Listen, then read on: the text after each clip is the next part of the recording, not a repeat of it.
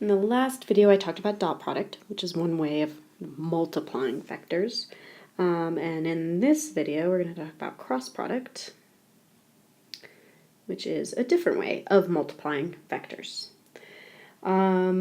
So I'm actually just going to show this with an example. I think it's just a lot easier to put numbers to this one right away and kind of not do it in general.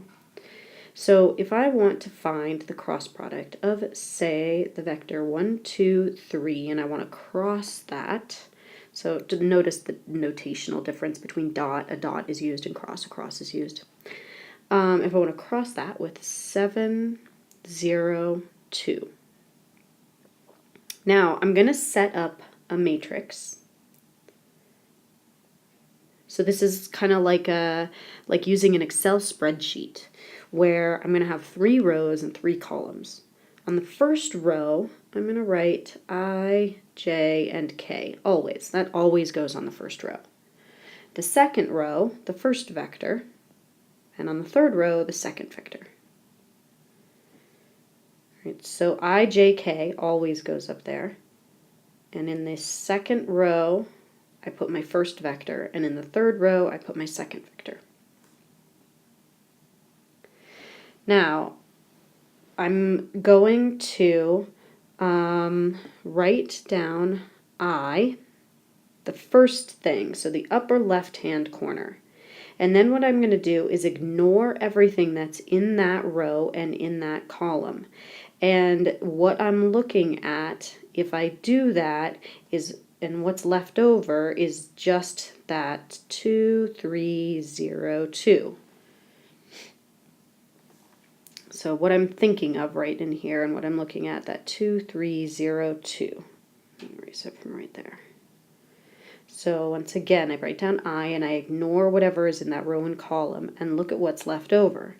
Now from what's left over, I am going to multiply downwards, and then I am going to subtract when I multiply the other direction. So multiplied by I get 2 times 2 minus 0 times 3. Now, J is always negative. I'm putting it in red. It's so easy to forget. This is always going to have the same process of being a positive in I, a negative.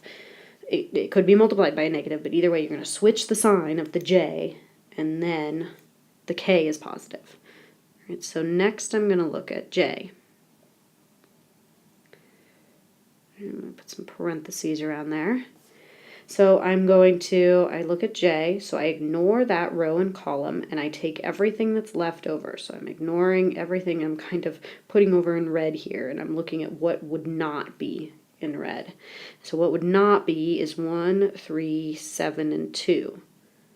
Then I'm going to do this cross multiplication thing. So I'm going to multiply 1 times 2 and then subtract when I multiply 7 times 3. Then I'm going to add. So it's always plus, minus, plus. The K component, I'm going to ignore the row, ignore the column. And what's left over is 1, 2, 7, 0. And multiply down, 1 times 0. Multiply upwards and subtract it, 7 times 2. And I'm going to subtract that. And so what I get out of this, 2 times 2 is 4. 4 minus 0 is 4. That's going to be the I component. The J component, 7 times 3, that's 21. 2 minus 21 is negative 19. And the J. And then 1 minus 7 times 2, that's 14 in the K. And I could rewrite this in that bracket notation. I tend to like the bracket notation a little bit better. Rewrite it as 4, 19, 14. That would be my cross product. Notice that for the cross product, you get a vector. The dot product, we got a scalar. And so cross product, we get a vector. All right, one really important result of cross products. I'm going to star this, I'm going to put it in red, is that V crossed with W, so two vectors that are crossed together, is a vector perpendicular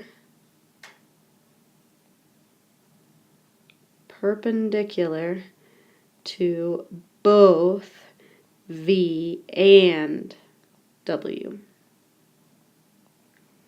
It's perpendicular to both of them.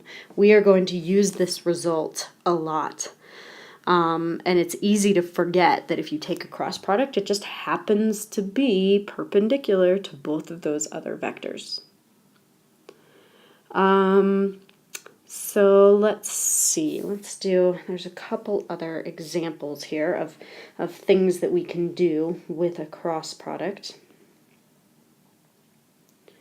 So one example is that if we have a vector, let's call that one V, let's call that one W, we could find, oops, I'm going to cross over this line a little bit. We could find the area of that parallelogram by taking the magnitude of the cross product. So as an example, if we wanted to find the area of the parallelogram spanned by V equal to, let's go with 6, 0, negative 1, and W equal to 0, 1, 2. We would need to find the cross product of V and W, so we need to set up that matrix with an I, a J, and a K. 6, 0, 1 would go in the second row, and then 0, 1, 2 in the next row. And so on this one, we do the I first. So I ignore that row and column. I am going to multiply 0 times 2 and then subtract 1 times negative 1. So then the J, which is always negative, there's that negative for J. And for J, I ignore the row and column that J is in. I'll have 6 times 2 minus 0 times negative 1 left. And then for K, I ignore the row and column that K is in, and I'll have 6 times 1 minus 0 times 0. So what I'm left with is 1 times 1, or negative 1 times negative 1, that's a 1. 12 minus 0 in the J, but it's negative, and 6 in the K. And so to find the area, I need to find the magnitude of 1, negative 12, 6. And so that magnitude is the square root of all of the components squared,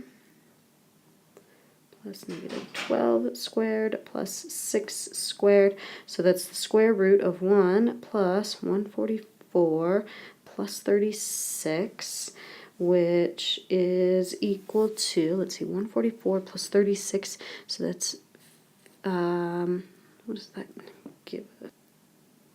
It gives us 181, root 181. Let me double check that I'm just going to do it this way. So that's 10, 7, 8. I just got to make sure. Okay, yeah, 181. So that would be the area of our parallelogram.